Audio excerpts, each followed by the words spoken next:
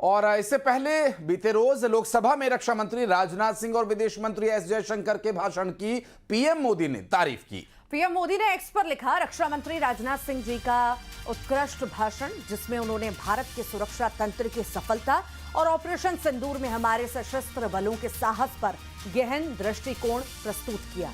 और इसके साथ ही प्रधानमंत्री ने लिखा कि विदेश मंत्री डॉक्टर एस जयशंकर जी का भाषण उत्कृष्ट रहा।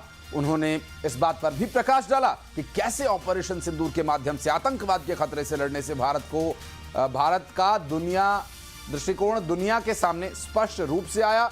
और प्रधानमंत्री नरेंद्र मोदी के द्वारा जो ये पोस्ट किया गया, इस पोस्ट के साथ वो लिंक भी दिया गया है जिसमें विदेश मंत्री एस जयशंकर के भाषण की क्लिप अटैच्ड है।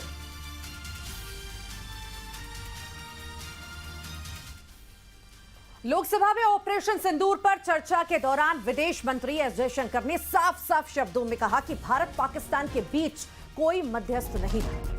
दरअसल विदेश मंत्री ने कहा कि भारत के एक्शन को पूरी दुनिया का समर्थन मिला। विदेश मंत्री ने ट्रंप की मध्यस्थता के दावे को सिरे से खारिज कर दिया। विदेश मंत्री ने कहा कि इस दौरान प्रधानमंत्री और ट्रंप के बीच कोई बातचीत नहीं हुई। 9 मई की रात अमेरिकी उपराष्ट्रपति जेडी वेंस ने प्रधानमंत्री नरेंद्र मोदी को फोन करके इसकी जानकारी दी कि पाकिस्तान बड़े हमले की तैयारी में है। और इस पर पीएम मोदी ने कहा कि पाकिस्तान जो भी करेगा भारत उसका जवाब देगा। सीज फायर के लिए कहीं भी ट्रेड की कोई बात नहीं हुई।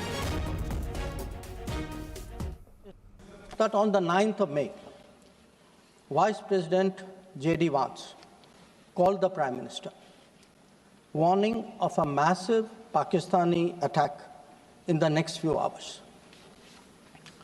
Prime Minister, in his response, made it very clear.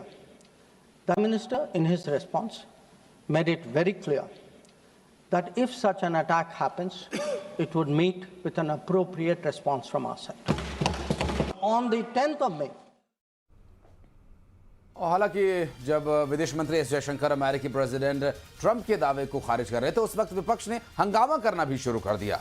और इस पर गृह मंत्री अमित शाह ने विपक्ष को जमकर फटकार लगाई। गृह मंत्री अमित शाह ने कहा, आपको भारत के शपथ के लिए विदेश मंत्री पर भरोसा नहीं है, दूसरे देश के लोगों पर भरोसा है, इसीलिए आप वहां बैठे हैं और आने वाले 20 सालों तक वहीं बैठने वाले हैं।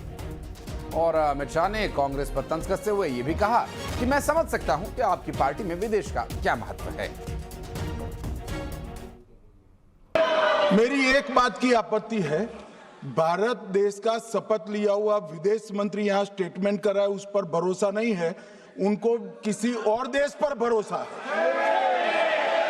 मैं समझ सकता हूं उनकी पार्टी में विदेश का महत्व क्या है, मगर इसका मतलब ये तो नहीं है पार्टी की सारी चीजें यहां सदन में आकर थोपे।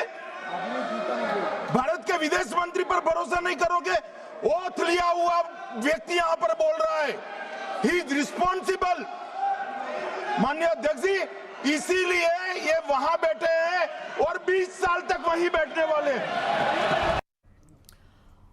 और अब कुछ अन्य खबरों का जिक्र करते हैं। नागपंचमी के दिन बाबा महाकाल मंदिर के तीसरी भुजा में स्थित नाग चंदेश्वर मंदिर के कपाट